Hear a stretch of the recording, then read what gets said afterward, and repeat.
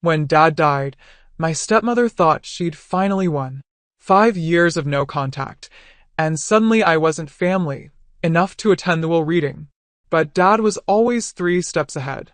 The look on Diana's face when I placed those property deeds on the table? Priceless. "This meeting is for heirs only," the lawyer said. I smiled, spreading the documents. "You mean the ones I already own?" Before I dive into this wild inheritance story, let me know where you're watching from in the comments. If you enjoy family drama and sweet revenge, hit that like button and subscribe for more incredible true stories. Now, let's get into how I turned the tables on my greedy stepfamily. The call came on a rainy Tuesday morning in Singapore. I was in the middle of finalizing a major development deal when my phone lit up with a number I hadn't seen in years. My childhood friend Grace's voice cracked as she delivered the news that would change everything. "Maxwell, your father passed away last night. 5 years. That's how long it had been since I'd set foot in Maplewood, the small town where I grew up. 5 years since the explosive argument with my father that sent me packing my bags and boarding a plane to Asia, determined to make my own name in international real estate development. Now, I was returning home not as the prodigal son, but as a grieving stranger. As the taxi pulled up to the sprawling Victorian house where I'd spent my childhood, a wave of memories washed over me. The basketball hoop where Dad taught me to shoot. The porch swing where we talk about business plans long into summer evenings. The garden where we buried Mom when I was 10. Everything looked smaller somehow, like my memories had inflated the proportions. Diana's silver Mercedes sat in the driveway alongside 2 other luxury vehicles I didn't recognize. My father had always preferred his old Cadillac. Practical, reliable, unpretentious. Just like him. I paid the driver and stood at the bottom of the steps, my suitcase feeling heavier than it had at the airport. Before I could reach for the doorbell, the front door swung open. My stepsister Brittany stood there, her face a carefully composed mask of somber politeness that didn't reach her eyes. "Maxwell," she said, her voice flat. "We weren't sure you'd come." "He was my father," I replied simply. She stepped aside to let me in, and I entered the house that no longer felt like home. The foyer had been redecorated in Diana's preferred ultramodern style, all chrome and glass and uncomfortable-looking furniture. No trace remained of Dad's preference for warm woods and worn leather. "Mother's in the living room with Tyler and some guests," Brittany informed me, leading the way without offering to take my bag. Diana sat perched on a white leather sofa, holding court among a group of town locals I vaguely recognized. When she saw me, her perfectly painted face registered shock before quickly rearranging itself into a grieving widow's expression.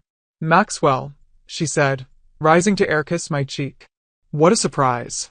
We tried to reach you, of course, but your number had changed." It hadn't. "I'm sorry for your loss," I said formally, knowing the dance we were about to perform. "When is the funeral?" "Tomorrow at 2, my stepbrother Tyler interjected, not bothering to get up from his sprawled position in an armchair. "We've handled all the arrangements." Without consulting me. The message was clear, I wasn't needed or wanted here. "Your old room is being used for storage now," Diana added. "But we can make up the guest room for you." I nodded, suddenly eager to escape the weight of hostile stares. "I think I'll get settled then." As I turned to go, Diana called after me, her voice honey-sweet with poison underneath. "Harold Stevenson is handling the estate matters. He'll be here in the morning to discuss some paperwork. Family only, you understand." I understood perfectly. I was being explicitly excluded from the will reading. Grace found me later as I sat on the back porch, staring at the old oak tree where Dad and I had built a treehouse when I was 8. "They've been awful, Max," she said, sitting beside me. "Since Richard got sick, they've been acting like they own the town already. Diana's been meeting with developers, talking about selling off properties." Grace had grown up next door and had stayed in Maplewood to run her family's hardware store. According to her, my father's health had deteriorated rapidly in the last year, information Diana had never bothered to share with me. "Your dad asked about you," Grace said quietly. "All the time. He kept your international magazine features in his office." The knot in my chest tightened. His office is still intact. Grace corrected. Diana cleared it out last week. Had everything boxed up and moved to storage. She changed the locks on the door. I thanked Grace for coming by and headed back inside, my mind racing. The guest room was exactly what I'd expected, impersonal and cold, with none of my belongings or history. As I unpacked, I heard voices from the hallway. Once Harold confirms the will tomorrow, we can move forward with a riverside property sale, Diana was saying. Lawrence has already made an offer. What about Maxwell? Tyler asked. Think he'll cause problems? Diana's laugh was sharp. What can he do? Richard left everything to us. Maxwell made his choice when he abandoned his father. I sat on the edge of the bed, my hands shaking with anger and grief. Dad and I had our differences, but abandoned? I'd called for months after leaving, only to have Diana tell me he was too busy or not interested in speaking with me. Eventually, I'd stopped trying. That night, unable to sleep, I wandered the house. In the library, I found some of my old books still on the shelves. I pulled down my favorite, The Count of Monte Cristo. Dad had given it to me on my 16th birthday, inscribing it with, "To Maxwell, remember that patience and planning always win in the end." As I flipped through the yellowed pages, an envelope slipped out and fell to the floor. Inside was a letter in my father's distinctive handwriting, dated just 3 months ago. Maxwell, if you're reading this, I'm likely gone. Diana doesn't know about this letter or the arrangements I've made. There's a safety deposit box at First National, box number 247. The key is taped to the back of the Monte Cristo painting in my office. Whatever you may think of me, know that I always had a plan. Dad. My heart pounding, I made my way to Dad's office. The door was locked, just as Grace had said, but I remembered the loose floorboard in the hallway where Dad always kept a spare key. Some things never change. Inside, the room had been stripped bare. No papers, no books, no personal items. But the painting still hung on the wall. I carefully removed it, finding the small key exactly where Dad said it would be. Tomorrow I decided I would visit the bank and Harold Stevenson's office. It was time to find out exactly what my father had been planning. Growing up as Richard Harrison's son meant learning about real estate before I could ride a bike. Some fathers taught their kids to throw baseballs. Mine taught me to calculate property values and spot a bad foundation from 100 yards away. After Mom died of cancer when I was 10, it was just Dad and me against the world for 3 years. We were a team. He was grooming me to take over Harrison Properties someday, and I was soaking up every lesson. Then Diana Winters came into our lives. She was beautiful, charming, and seemed to genuinely care about Dad. I was 13 when they married, old enough to be wary but young enough to hope for a new family. Diana had 2 children from her previous marriage, Brittany, who was my age, and Tyler, who was 2 years younger. For a while, things were okay. Not great, but okay. Diana made Dad happy, and that was what mattered to me. But slowly, things began to change. My place at the dinner table moved further from Dad. My weekend property tours with him were rescheduled to accommodate Tyler's soccer games or Brittany's dance recitals. Diana started redecorating the house, erasing traces of my mother room by room. "You need to give them a chance, Maxwell," Dad would say whenever I complained. "They're family now." By the time I was 16, I had effectively been sidelined in my own home. Diana positioned herself as Dad's business confidant, accompanying him to meetings and networking events that I used to attend. Tyler suddenly developed an interest in real estate, and Dad was thrilled. Despite this, Dad and I maintained our connection through the business. Harrison Properties was Dad's life work, a company that owned and managed nearly 30% of the commercial real estate in Maplewood and surrounding areas.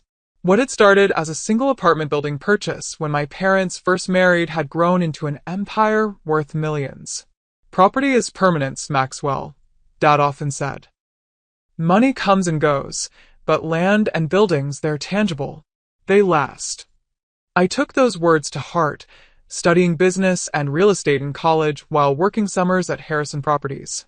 I learned every aspect of the business, from maintenance to management to development.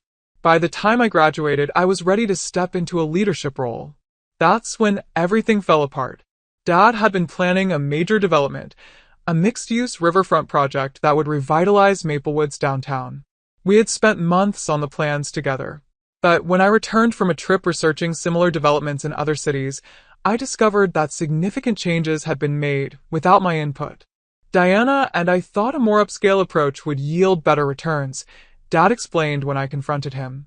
The luxury condos will sell better than the mixed-income housing you proposed. That wasn't the vision, I argued. We talked about creating something that would benefit the whole town, not just the wealthy. Sometimes you have to be practical, son, he said. Diana has excellent instincts for these things. The argument escalated. 5 years of resentment poured out as I accused him of choosing his new family over me, of abandoning our shared values for Diana's materialistic vision. He accused me of being inflexible and idealistic. Maybe you're not ready for this level of responsibility, he finally said. Perhaps you should take some time to mature before joining the company leadership. That was the last straw. I packed my bags that night and caught a flight to Singapore, where a college friend had offered me a position in his developing firm. I vowed to prove I could succeed on my own terms. And I did. Over the next 5 years, I built a reputation for innovative, community-minded development projects across Southeast Asia. My work was featured in international business magazines. I won awards for sustainable design. I made more money than I could spend. But the rift with my father remained unhealed. Monthly calls dwindled to holiday greetings, then to nothing. I told myself he knew how to reach me if he wanted to. According to what Grace had told me upon my return, he had tried, but Diana had intercepted his attempts. The morning after my arrival in Maplewood, I headed to First National Bank as soon as it opened. The safety deposit box contained exactly what I'd hoped, a folder of legal documents, property deeds, and a USB drive. I found a quiet coffee shop and plugged the drive into my laptop. It contained a video file dated 6 months ago. Dad appeared on screen, looking thin and pale, so different from the robust man I remembered. Maxwell, he began, if you're watching this, then you found my letter and I'm gone. First, I need to apologize.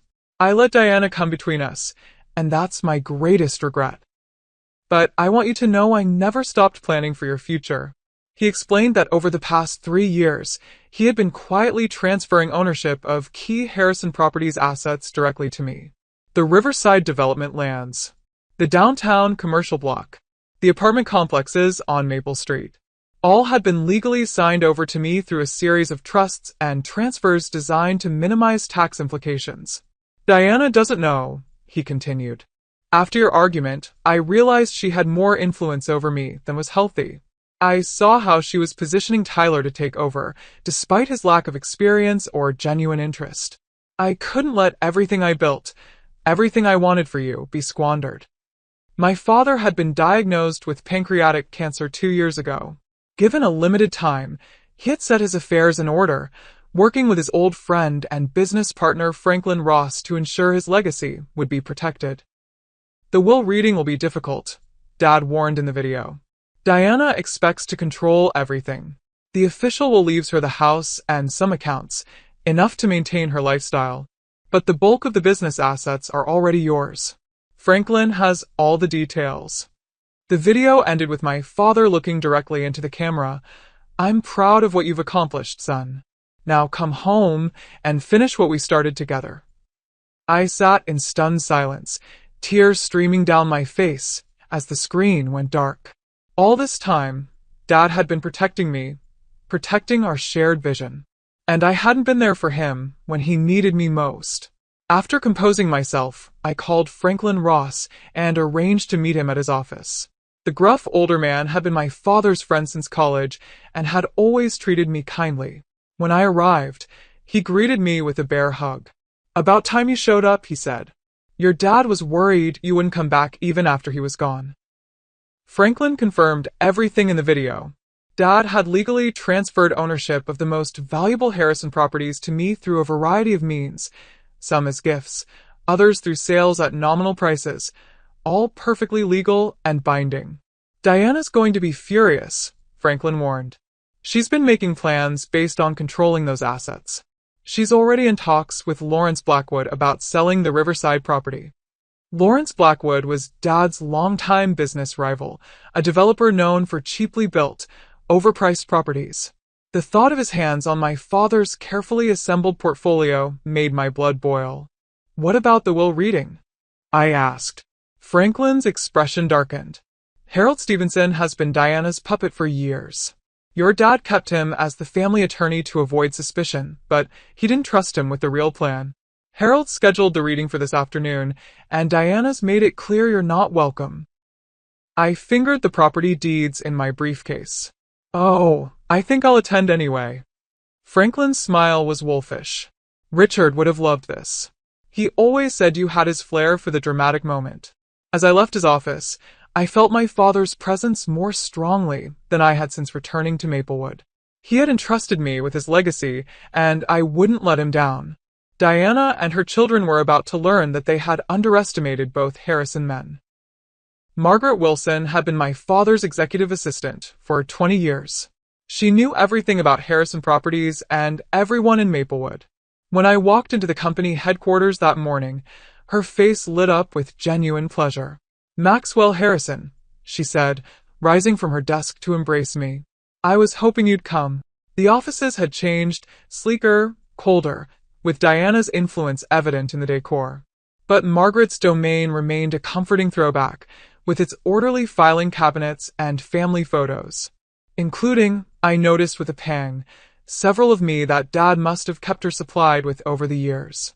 "Your father wanted me to give you this," Margaret said quietly, slipping me a second USB drive. "He made me promise to hand it to you personally, not to mail it or leave it anywhere it might be found." I thanked her and asked about the company's current state. Margaret's expression turned troubled. "Things have changed since Diana took over operations. Cost-cutting measures, staff reductions. She brought in consultants who know nothing about how your father ran things.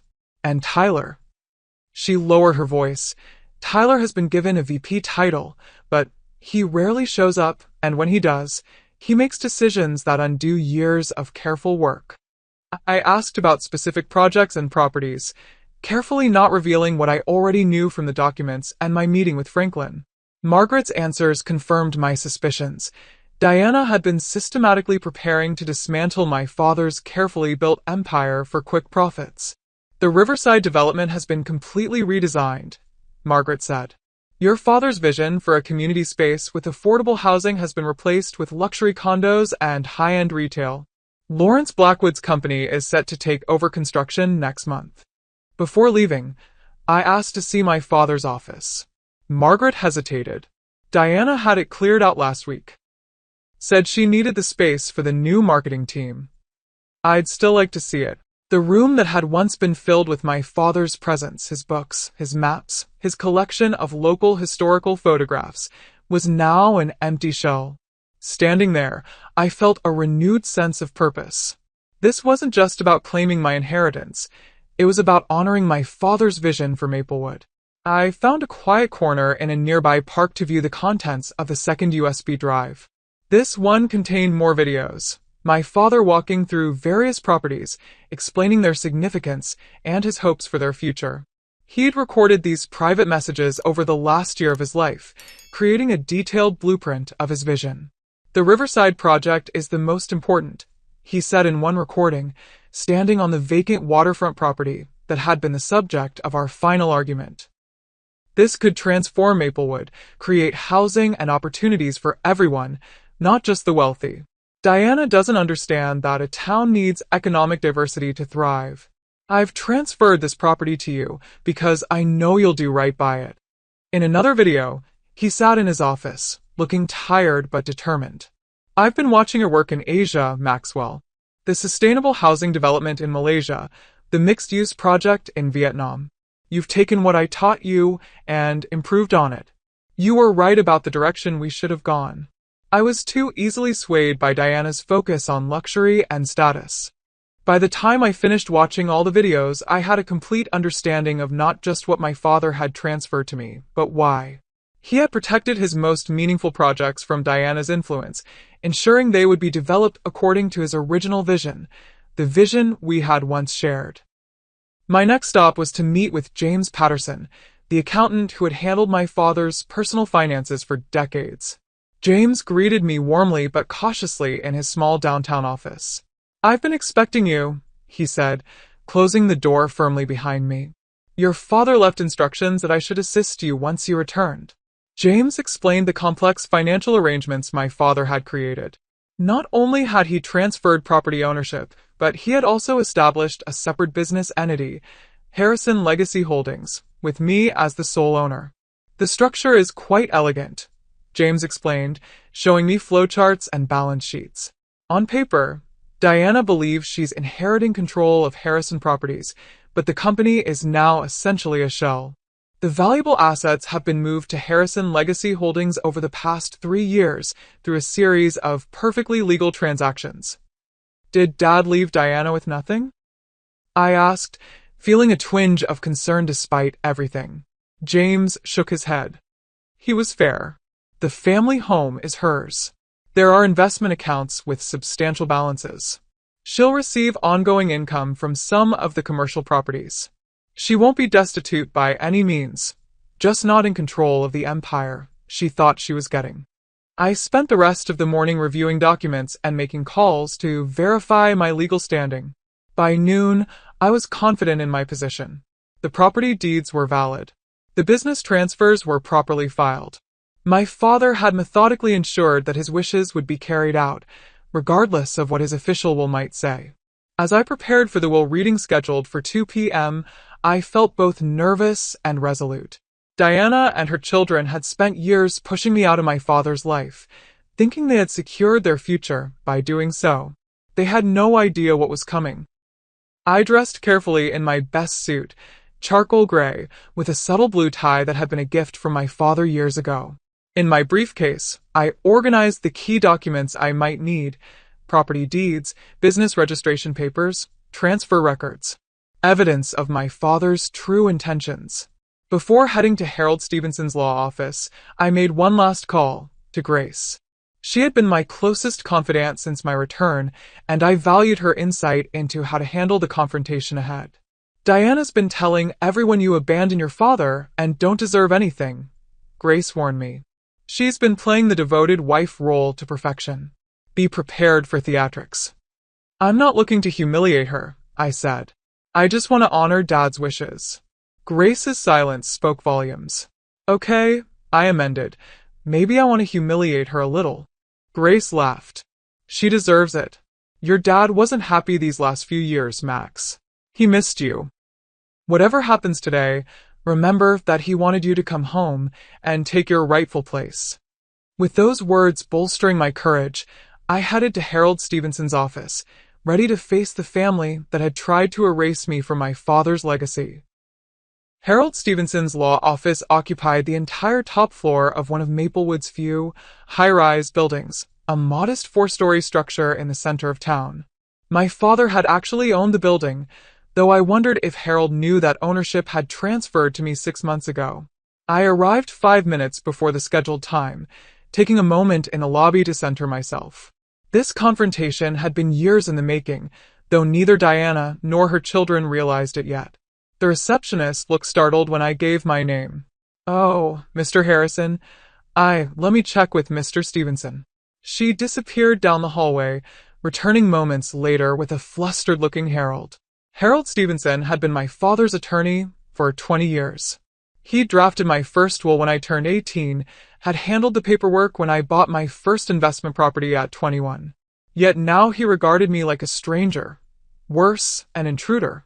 "Maxwell," he said, not extending his hand. "This is unexpected. Today's meeting is just a small family gathering to discuss preliminary matters." "I'm family," I replied simply. My father's only blood relative, in fact. Harold's discomfort was palpable. "Diana felt it would be best if, given your estrangement, perhaps we could arrange a separate meeting to discuss any concerns you might have." "I'll join today's meeting," I said firmly. "Shall we?" Without waiting for a response, I walked past him toward the conference room where I could hear voices. Harold hurried after me, nearly tripping in his haste. When I pushed open the door, The conversation inside abruptly ceased. Diana sat at the head of the table, where my father would have sat, dressed in elegant black that complemented her ash-blonde hair. Brittany and Tyler flanked her like courtiers. A few other people were present: Dad's banker, a cousin of Diana's who had never liked me, and a man I recognized as Lawrence Blackwood's attorney. Diana recovered first. "Maxwell, this is a surprise." Her tone suggested it was not a pleasant one. "I came to hear my father's will," I said, taking a seat directly opposite her. Harold hovered uncertainly at the door. "Diana, I wasn't aware Maxwell would be joining us." Diana's perfectly made-up face hardened. "This meeting is for heirs only," she said coldly. "Maxwell removed himself from this family years ago." I said nothing, simply opening my briefcase and removing a folder of documents. "I think we should begin," Harold said, taking his seat and arranging his papers. "We're here for the reading of Richard Harrison's last will and testament." As Harold began reading the formal legal preamble, I studied the faces around the table. Diana maintained a mask of somber dignity, occasionally dabbing at dry eyes with a lace handkerchief. Tyler looked bored, checking his watch repeatedly. Only Brittany showed any genuine emotion, her eyes red-rimmed and puffy. "To my wife, Diana," Harold read, "I leave our family home at 247 Maple Avenue, its contents, and the sum of $2 million. Diana nodded, as if this were exactly what she expected. I noticed she didn't seem surprised or particularly grateful. This was clearly the minimum she had anticipated. "To my stepdaughter, Brittany, I leave the sum of $1 million and my collection of first edition books." Brittany looked up in surprise at this last part. My father's book collection had been his pride, carefully assembled over decades. I was startled too. This didn't align with the plans Dad had shared with me. But I remained silent, waiting. "To my stepson, Tyler, I leave the sum of $1 million and my vintage car collection." Tyler smirked. Dad's cars were worth a considerable amount. The 1965 Mustang alone was valued at over $100,000.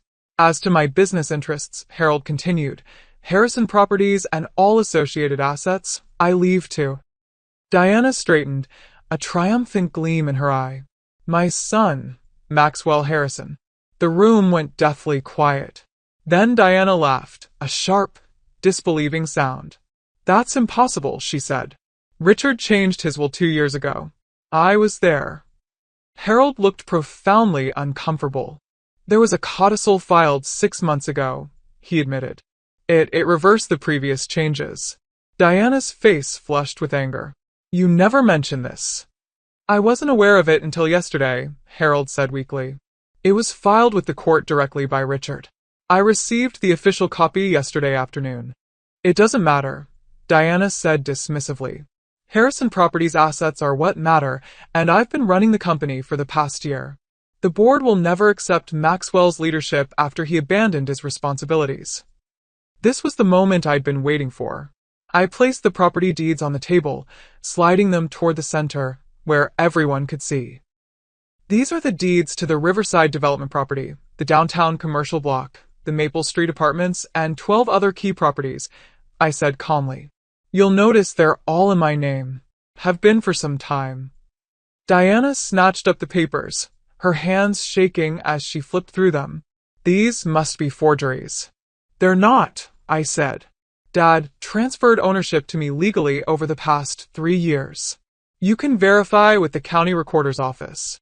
"You mean the properties I already own?" I added, unable to resist the dramatic flourish my father would have appreciated. Tyler jumped to his feet. "You can't just come back after 5 years and take everything." "I'm not taking anything," I replied evenly. "I'm claiming what already belongs to me, what Dad wanted me to have." Diana's face had gone from flushed to ashen. "Harold, is this legal? Can he do this?" Harold, who was examining copies of the deeds with a stunned expression, nodded reluctantly. "The transfers appear legitimate. If Richard signed these properties over while he was alive, they wouldn't be part of the estate." "What about Harrison Properties?" Diana demanded. "The will says Maxwell gets the company." The company assets are primarily the properties, Harold explained, looking increasingly miserable. If the properties are already in Maxwell's name, then the company itself is a shell. I finished for him. Dad also established Harrison Legacy Holdings last year, transferring operational control of all these properties to the new entity. I'm the sole owner. The room erupted into chaos. Tyler was shouting about contesting the will. Diana was threatening to sue everyone, including Harold. Brittany sat silently, watching me with an unreadable expression. When Diana finally ran out of steam, I spoke again, my voice quiet but firm. Dad left you financially secure, Diana. The house, investments, some income properties. He wasn't vindictive. But he built Harrison Properties from nothing, and he wanted its legacy protected. He knew you planned to sell it off piece by piece. You have no right, Diana hissed. I was his wife. I took care of him while you were off playing developer in Asia. I wanted to come back, I said. I called for months after I left. You told me he didn't want to speak to me. A flicker of guilt crossed Diana's face before she masked it. He was disappointed in you. Then why did he leave me everything that mattered to him? I challenged. Why did he spend the last years of his life creating an elaborate plan to ensure I would carry on his work? Brittany spoke for the first time. Is it true? Did Mom keep you from talking to Dad? Before Diana could interrupt, I nodded. According to his videos and letters, yes. He tried to reach me multiple times. Videos? Diana's voice rose in panic. What videos? I patted my briefcase. Dad was thorough. He documented everything, his decisions, his reasons, his hopes for the future of the business and Maplewood. He knew exactly what you were planning, Diana. The deal with Lawrence Blackwood, the luxury condos on the riverside, all of it. Harold cleared his throat. Perhaps we should adjourn for today. This is a lot to process, and there may be legal questions that need resolving. I agree, I said, rising and gathering my documents. My attorneys will be in touch regarding the transition of operational control for the properties. In the meantime, I'd appreciate it if no further business decisions are made without my approval. As I turned to leave, Diana called after me, her voice laced with venom. This isn't over, Maxwell. Your father wasn't in his right mind toward the end. We'll contest everything. I paused at the door. You're welcome to try. But Dad didn't just leave me property and a company, Diana. He left me the truth. Are you sure you want that made public? The threat hung in the air as I walked out, my heart pounding but my step lighter than it had been in years. I had honored my father's wishes. Now came the hard part, rebuilding what Diana had tried to dismantle and fulfilling the vision my father and I had once shared. The morning after the will reading, Maplewood was buzzing with gossip. In a small town like ours, news traveled faster than the internet. By the time I stopped at Bernard's Bakery for coffee, I'd received a dozen curious stares and several congratulatory nods from old-timers who'd known my father for decades. Your dad would be mighty pleased, said Bernard himself as he handed me a cinnamon roll on the house. Diana had folks worried about what would happen to the town if she sold everything to outsiders. I thanked him and took a seat by the window, watching the familiar rhythm of Main Street. Maplewood had changed less than I had in 5 years. The same shops lined the street, the same courthouse stood at the end of the square, the same sense of community persisted despite Diana's best efforts to remake it in her image. Grace joined me, sliding into the seat across from mine without invitation. You're the talk of the town, she said, stealing a piece of my cinnamon roll. Diana's telling anyone who'll listen that you manipulated your father in his final days and that she'll see you in court. Let her try, I replied. Dad documented everything. He was of sound mind and body when he made these arrangements. Grace's expression turned serious. Be careful. Max Diana has a lot of influential friends. And Lawrence Blackwood is furious about losing the Riverside deal. I was saved from responding by the arrival of Franklin Ross, who pulled up a chair without asking. Morning, kids, he said, though Grace and I were both in our 30s. Quite a show yesterday from what I hear. I filled him in on the details, including Diana's threats of litigation. Franklin waved this off. Standard bluster. Her legal position is weak and she knows it. But that doesn't mean she won't make trouble. What kind of trouble? I asked. The community kind, Franklin replied. Diana spent the last 5 years building social capital in this town. Charity boards, business associations, the works. She's convinced a lot of people that her vision for Maplewood's development is the right one. Selling everything to Lawrence Blackwood is hardly a vision, I countered. People don't know that part, Grace pointed out. They just see the glossy renderings of riverfront dining and luxury boutiques. They don't understand what it would mean for housing prices or the character of the town. I spent the rest of the day meeting with key employees at Harrison Properties, reassuring them about their jobs and my intentions for the company. Most seemed relieved. Diana's management style had apparently involved a lot of threatening to fire people, but a few who had aligned themselves with her were noticeably cold. Margaret had organized the files I needed to review, giving me a comprehensive picture of the company's current state.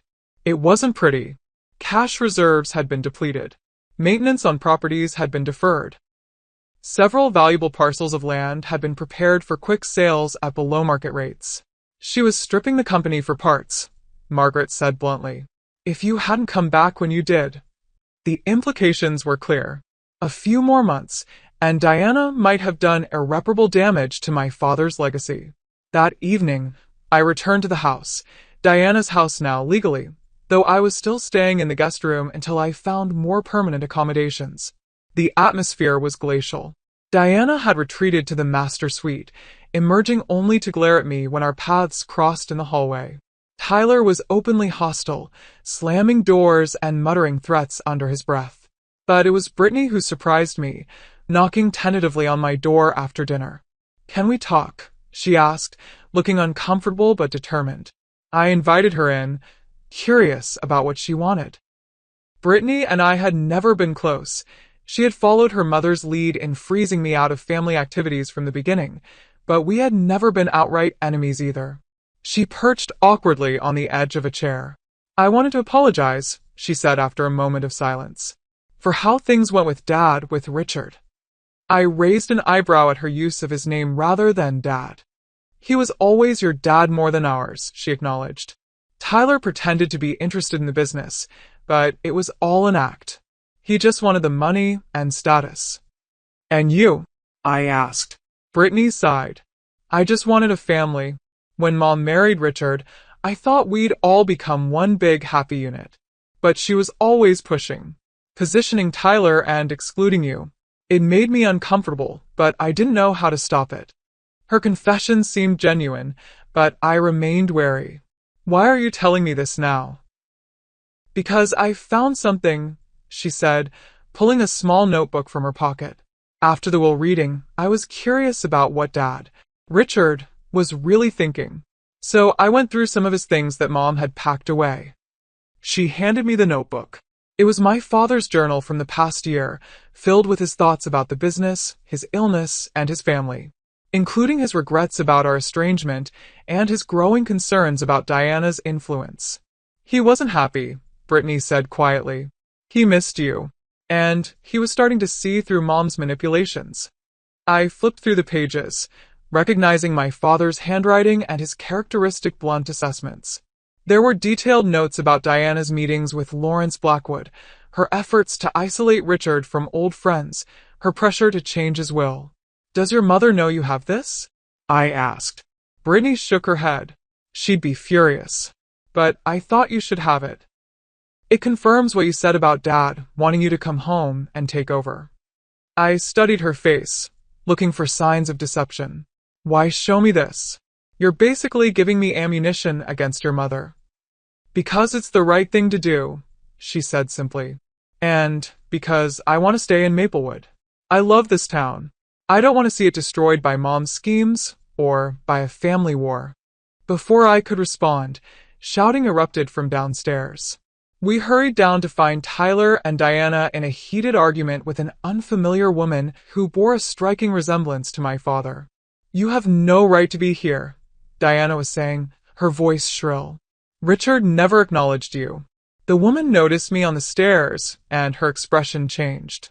You must be Maxwell, she said. I'm Alice. Alice Thornton. Richard was my father too. The half-sister I never knew existed.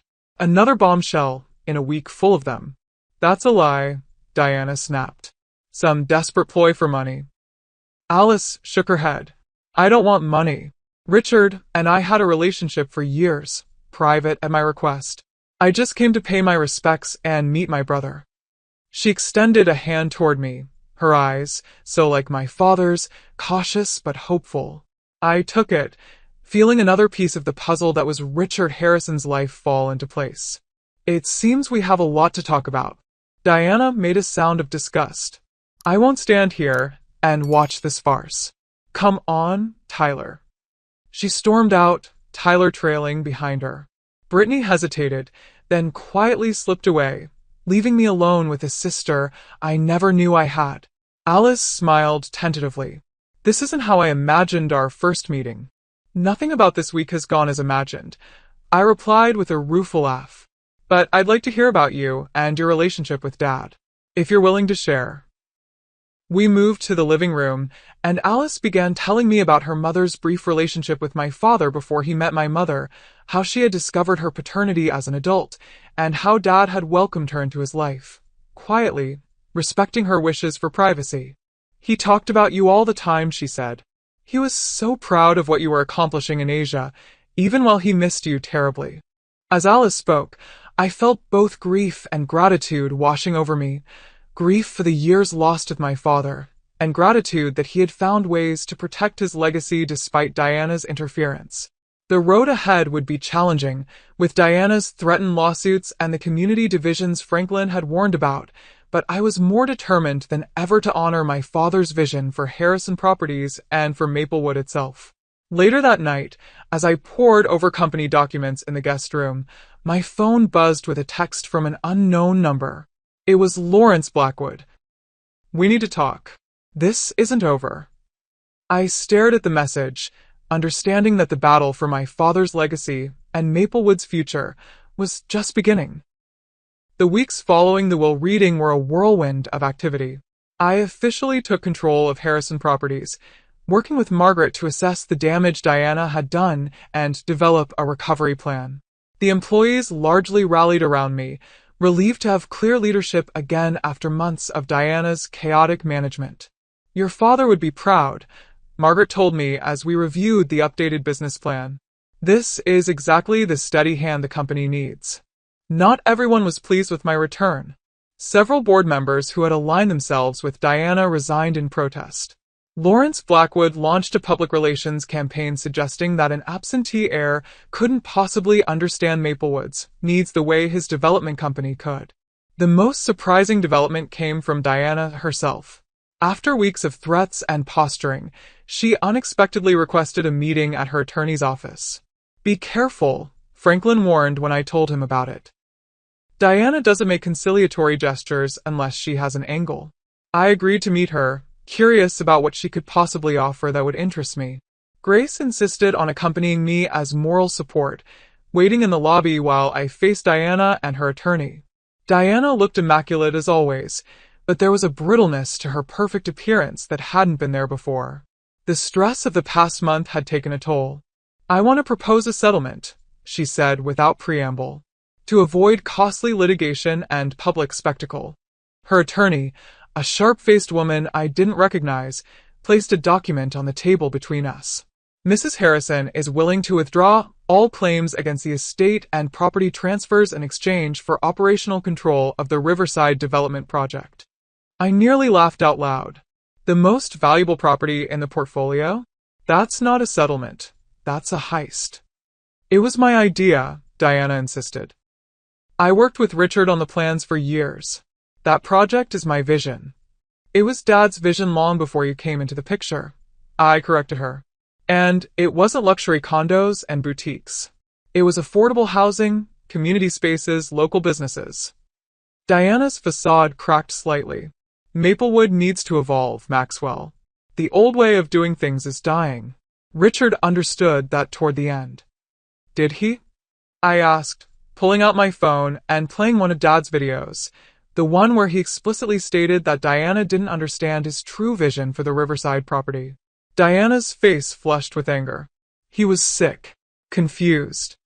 He was clear-minded enough to legally transfer his most important assets to me, I pointed out, and to document why he was doing it. The meeting ended at an impasse, with Diana storming out and her attorney promising further legal action. But as the weeks passed, no lawsuit materialized. According to Franklin's sources, Diana's attorneys had advised her that her position was legally untenable. Meanwhile, I had been getting to know my half-sister Alice. Unlike Diana's children, Alice had no interest in the family business. She was a professor of environmental science at a university in Colorado, passionate about conservation and sustainability. Our conversations gave me ideas for incorporating green spaces and sustainable design into the Riverside development. Dad would have loved that, Alice said when I shared my updated vision for the project. He was always interested in environmental initiatives, but Diana discouraged them as too costly. Brittany had become an unexpected ally in navigating the transition. She had distanced herself from Diana's machinations, moving into an apartment downtown and offering insights into her mother's business dealings that proved invaluable. Mom's been liquidating her personal assets, she informed me during one of our regular coffee meetings. Selling jewelry, art, even some of her designer furniture. I think she's planning to leave Maplewood. Tyler remained hostile, but increasingly isolated. His friends in town had begun to distance themselves as rumors of his involvement in some of Diana's more questionable business decisions circulated. The real breakthrough came during a town council meeting where I presented my revised plans for the Riverside development. Gone were Diana's luxury condos and exclusive shops, replaced with a mixed-use development that included affordable housing, spaces for local businesses, a community center, and extensive public access to the waterfront. This is the development my father originally envisioned, I explained to the packed meeting room. A project that would benefit all of Maplewood, not just the wealthy few. Lawrence Blackwood was there, of course, armed with his own glossy presentation and promises of tax revenue from his high-end development. But when residents began asking questions about housing affordability and public access, his proposal quickly lost support. The Harrison plan preserves Maplewood's character while allowing for growth, Grace argued from the audience. The Blackwood plan turns us into just another playground for the rich. The council voted unanimously to support my proposal, dealing a decisive blow to both Lawrence and Diana's vision for Maplewood's future. As I left the meeting, Lawrence approached me, his expression grim but resigned. "You win this round, Harrison," he said. "But I've been in this business a lot longer than you. I can wait." "Or you could adapt," I suggested. "There's room for your company in my development plan if you're willing to work within the community-focused framework." Lawrence seemed startled by the offer. "Why would you suggest that?" "Because despite everything, you're good at what you do," I acknowledged. "And Dad always said that a smart businessman can find a way to do well by doing good." We didn't reach an agreement that night, but the door had been opened. Sometimes reconciliation comes from unexpected directions. The final confrontation with Diana came not in a courtroom, but in the garden of what had once been our family home. I found her there one evening when I came to collect the last of my belongings before moving into my own place. She was sitting on the stone bench near my mother's rose bushes, looking smaller and older than I remembered. When she saw me, she didn't lash out as I expected. "I'm leaving Maplewood," she said simply. "There's nothing for me here anymore." I sat beside her, maintaining a careful distance. "Where will you go?" "Back to Connecticut. My sister is there." She glanced at me sideways. "You've won, Maxwell. The company, the town's support, even my daughter's loyalty. Are you satisfied?" The question wasn't entirely bitter. There was genuine curiosity in it. "It was never about winning," I said after a moment. "It was about honoring Dad's legacy, about doing right by Maplewood." Diana was quiet for a long moment. "He changed after you left," she finally said. "Became more distant, more focused on his projects. I thought if I took an interest in the business, it would bring us closer." "And then you got a taste for it," I suggested. She didn't deny it. I'm not apologizing for wanting security, Maxwell. When you've been left with nothing once in your life, you do whatever it takes to make sure it never happens again. I thought about the complex woman beside me, manipulative and materialistic, yes, but also shaped by her own fears and experiences. Dad left you financially secure. The house, the investments. You didn't need to try to take everything. Need has little to do with it, she replied with unexpected frankness. But it's done now. She stood, straightening her shoulders. I've instructed my attorney to withdraw all objections to the will and property transfers. In return, I expect you to honor the provisions Dad made for me and my children. I never plan to contest those, I assured her. She nodded once, a business-like conclusion to our relationship. Goodbye, Maxwell. I doubt we'll see each other again. As Diana walked away, I felt not triumph, but a strange mix of relief and sadness. The family I had once hoped for when Dad remarried had never materialized. But in its place, new connections had formed, with Alice, with Brittany, with the community of Maplewood that had welcomed me home. The next morning, I met with the Harrison Properties team to officially launch the Riverside Development Project. As I looked around the conference room at the eager faces, including Brittany, who had recently joined the marketing department, I felt my father's presence strongly. My father used to say that property is permanence, I told the team. What we build here will outlast all of us. So, let's make sure it's something Maplewood can be proud of for generations to come. As the meeting broke up, Grace approached me with a smile. Your dad would be really proud, Max.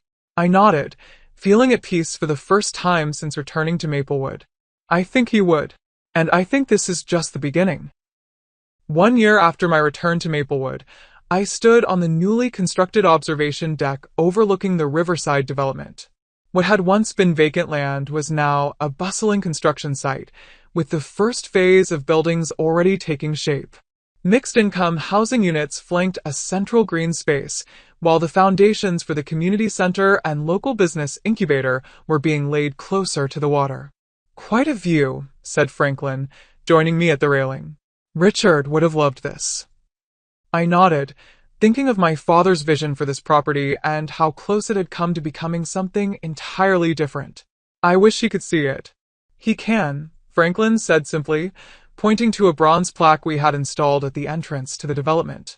Richard Harrison Memorial Park would be the centerpiece of the project, ensuring that my father's contribution to Maplewood would be remembered. The past year had been transformative, both for Harrison Properties and for me personally. Taking control of my father's company had forced me to put down roots in a way I'd avoided for years, to engage with the community not just as a developer, but as a citizen with a stake in its future.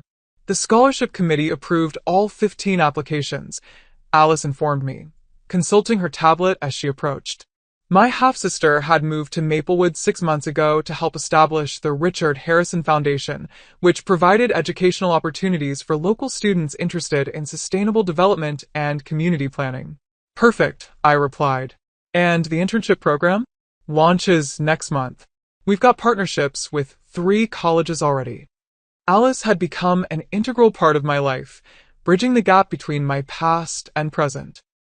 Through her, I learned stories about our father I'd never known, his quiet environmental activism, his anonymous support for students who couldn't afford college, his mentorship of young entrepreneurs. He never wanted recognition, Alice explained once. He just wanted to make things better. In that spirit, I had redirected Harrison Properties toward development that balanced profit with community benefit. It wasn't always easy. Lawrence Blackwood and his allies on the business council frequently opposed our more progressive initiatives, but we were making progress. Surprisingly, it was Brittany who often helped navigate these political waters. Having grown up watching Diana charm and manipulate her way through Maplewood society, Brittany had developed a keen understanding of the town's social dynamics. Lawrence is planning to speak against the affordable housing expansion at next week's council meeting, she warned me as we walked back to the office. He's been lobbying council members behind the scenes. Any suggestions? I asked, having learned to value her strategic thinking. Brittany smiled. I've already arranged for residents from the first phase to attend and share their stories. Lawrence can argue with us, but he can't argue with families who now have stable housing because of the development. Back at Harrison Properties headquarters, I found Margaret waiting with a stack of documents requiring my signature. Among them was the final paperwork severing Diana's remaining connections to the company. She had agreed to sell her minority shares in exchange for a lump sum payment. "Have you heard from her?" Margaret asked as I signed the forms. "Not directly," I admitted. "Brittany says she's remarried and living in Greenwich. Apparently, she's joined the board of an art museum and is busy reinventing herself as a philanthropist." I harbored no ill will toward Diana anymore. She had acted according to her nature, just as my father had ultimately acted according to his by ensuring his legacy would be protected.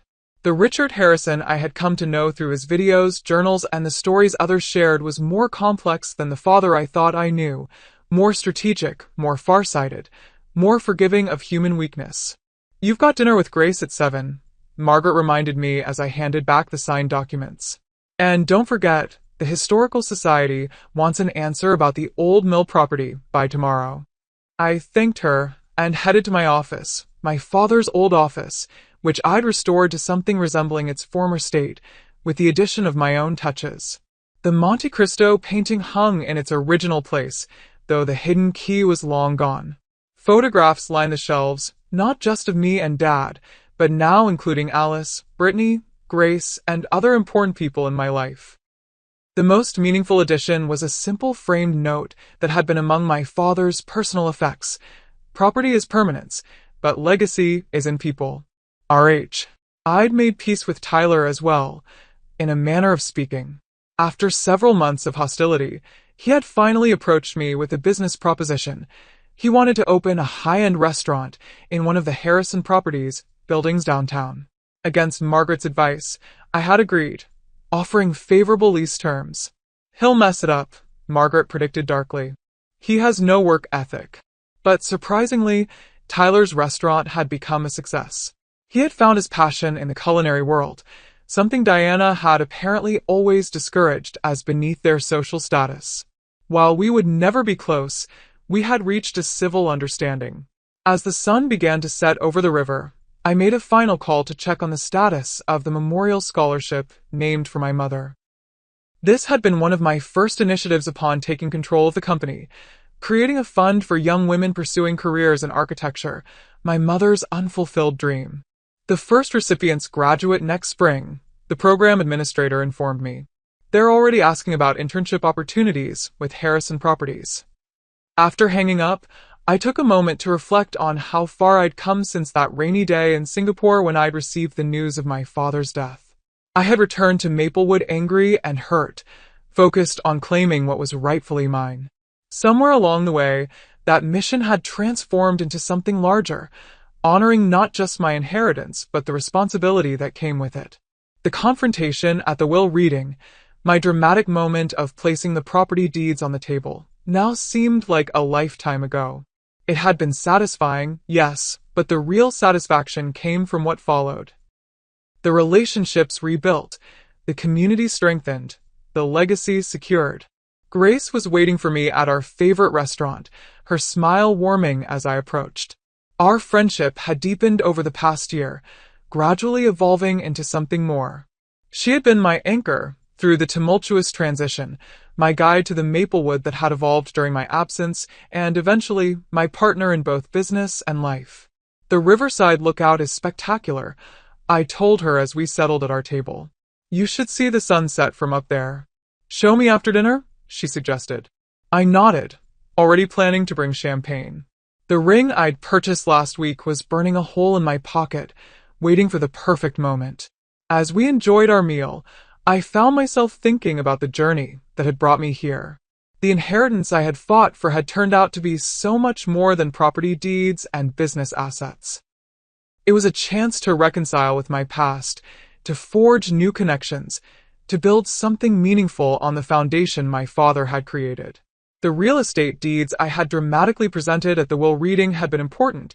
Yes, they had given me legal control of my father's legacy. But the true inheritance was the vision and values he had instilled in me, the lessons about community and responsibility that had shaped my approach to development even during our years apart. Diana had never understood that. She had seen the properties as assets to be leveraged, the business as a source of wealth and status. She had missed the deeper purpose that had driven my father throughout his life. As Grace and I walked along the riverfront after dinner, hand in hand in the gathering twilight, I felt a profound sense of gratitude. For my father's foresight, for the second chance at belonging in Maplewood, for the opportunity to build something that would outlast me. "What are you thinking about?" Grace asked, noticing my contemplative mood. "Legacy," I replied. "What we leave behind. How we're remembered." She squeezed my hand. "Your dad would be proud of what you've done here. What you're still doing." I nodded, thinking of the complex, imperfect, ultimately loving father I had come to know better in death than I sometimes had in life. He had made mistakes, we all did, but in the end, he had done his best to protect what mattered most. As we reached the observation deck overlooking the project that would define Maplewood's future, I knew it was time. The ring box felt heavy in my pocket, but my heart was light.